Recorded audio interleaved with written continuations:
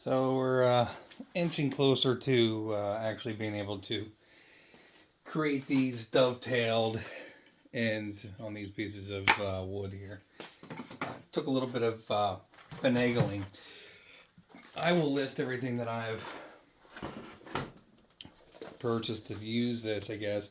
I bought this kit from Horrible Freight. Not a bad kit. The child was going to go ahead and make a jewelry box for a girlfriend, I guess, and then the girlfriend disappeared.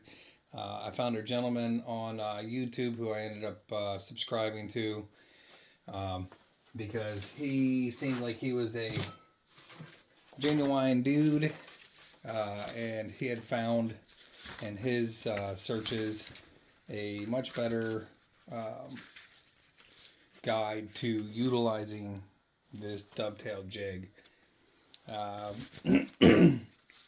Some things that I had some issues. So the guide that he found was from Woodstock International Incorporated, and it was for the dovetail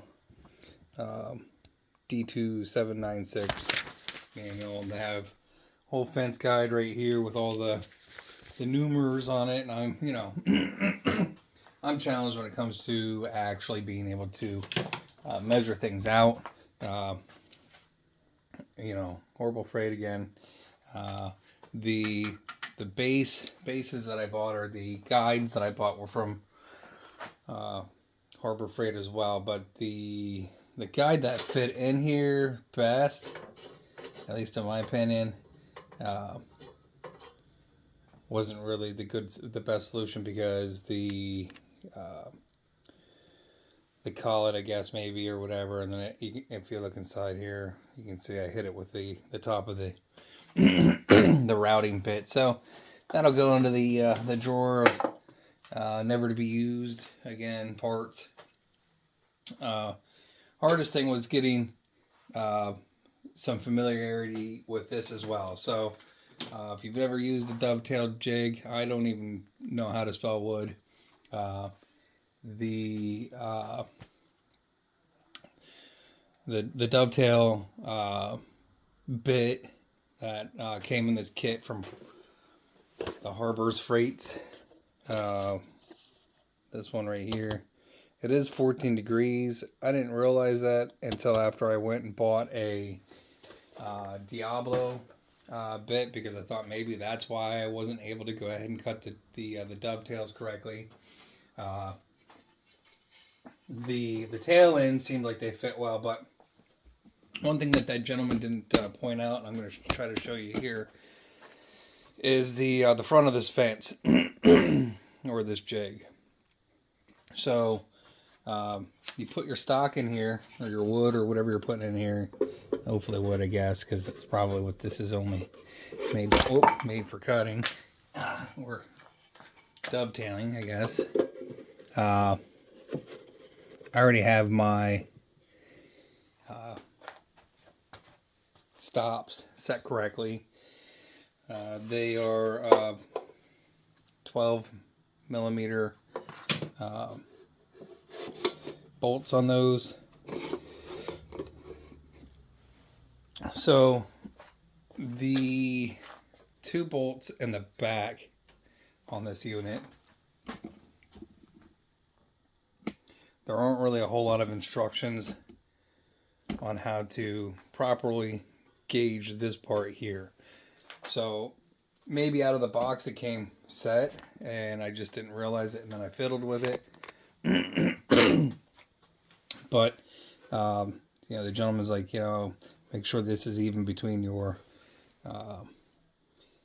fingers here, and if you're somewhere in between, you got to measure the distance and center it in the jig, and then lock it in place. Now the guy coming up, this is where you want to make sure these are even here, and you have to offset it by a 1/2 inch. And you also need to put something in there to keep the rip out from absolutely obliterating your piece. And I probably don't have anything to jam in.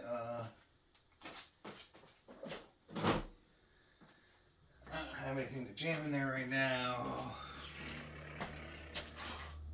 to keep that from ripping out. I'm not really concerned about it. These are scrap pieces, but you would want to put something in here to prevent it from ripping out when you have the dovetail bit ripping through the wood. So this is the part that you need to pay attention to, because if it's not out enough, it won't fit in the tail piece correctly. And you know, that the manual here gives you all the instructions on setting this part up. So from the front of the fence or the jig to the stop in the back, with regards to your router base, all come from these numbers in here. Mine were 2 23/32, and it was the wood is 3/4 inch thick, so I brought it down to 4 1/32 from the front of the fence or jig to the stop. That being said, I was left in kind of a predicament, because the way that this was set up, these fingers were actually up to or over the edge of this piece of wood for your pins. And it took me a little bit. It was a little frustrating. I was actually ready to give up, because what would happen was these pins would be too big for the tail piece, and I couldn't fit them in there.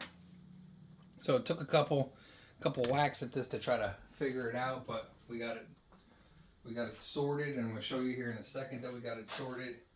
If I can find my hearing protection, which I probably can't. Let me pause this. I can't find my hearing protection, can't find my eye protection. Safety squints are missing. So anyway, we'll just cut away. From the base, so these Harbor Freight ones, at least this is a Cobalt, I don't know, like 0.5 horsepower or 1 horsepower or something like that, router out of a router table that I bought from Blows a while back. The slide guides that came from Harbor Freight needed to be turned down, so I took a bolt and I put it through the center of the slide itself, with the nut on the other end, tighten it up, put it into the drill, and used a file to get it to the right diameter to slide into here. So then 9/16 from the base of this to that, and then you get your distance from here to here. You look at your manual from the Woodstock manual that they have here, and then you're ready to go. We're going to fire it up here, turn it on, hope for no eyes lost.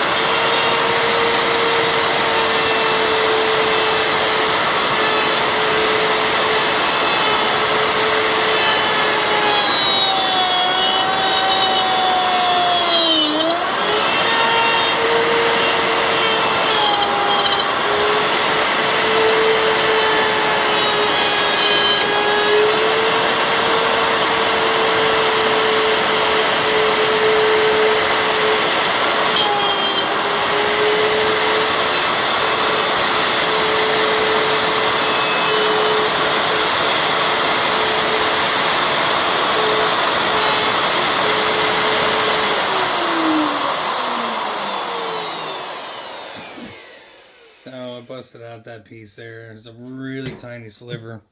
on both sides of these fingers, which kind of stinks. So I'm going to, when I get ready to do the final product, I'm going to have to figure something out for that. And I can see that was crooked in that one there a little bit, maybe, but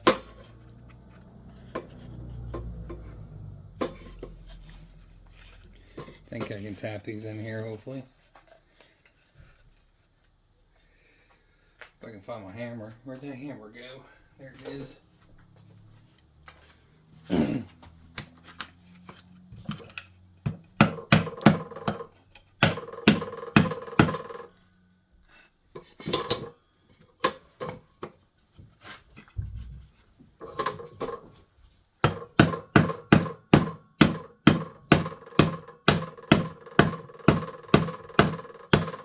Probably a little tighter than they need to be, but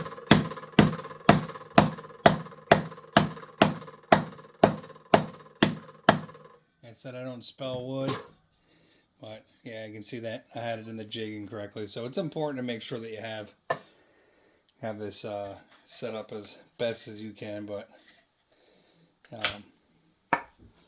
know, we're getting close there, and just kind of wanted to point that out that, you know, on the front here, you know, you gotta make sure you have that set up correctly. A little bit of an indentation, and probably would help too if I would have cut these, because the collet or the slide that's in this thing doesn't fit perfectly in these slots. So making sure that you go back and forth and slide inside, you can see like right here, like if you got to kind of wobble back and forth in that one, you can definitely see it's like cut funny. So it's just quick showing it dirty, I guess. Here we'll do the other side, see if we can cut it a little bit better.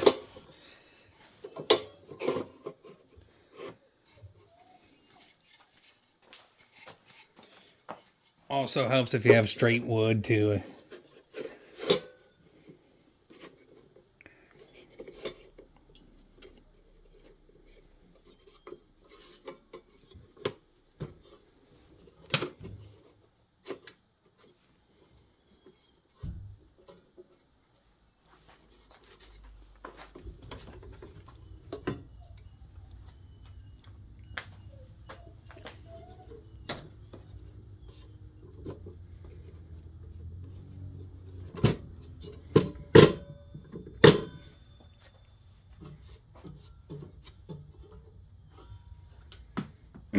Try it again. Let's move this a little bit because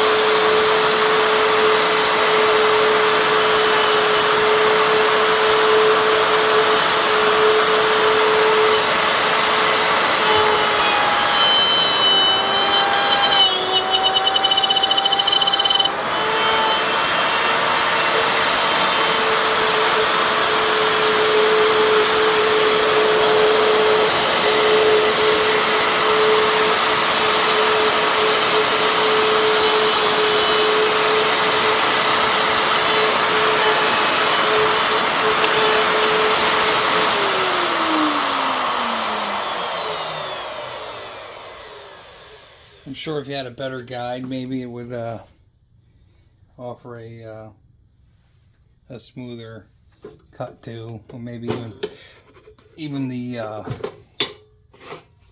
router bit itself. But see those,